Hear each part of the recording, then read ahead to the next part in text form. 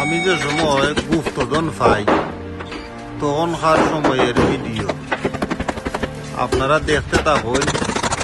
আমি যে গুপ্তধন বার হইরা যে আমি গুপ্তধন আপনারা দেখাইলাম, আপনারা দেখতে থাকুন। কিছুটা সময় ধৈর্য ধরুন, দ্রুতই গুপ্তধনটা বার করে নিলাম।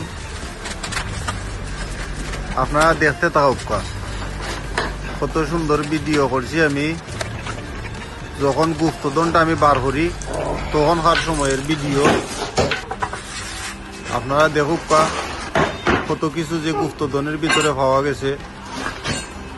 আগের আমি টেকা সাপের পুরা সাপ ঢুকায় রাখি দিছিল ওটার ভিতরে।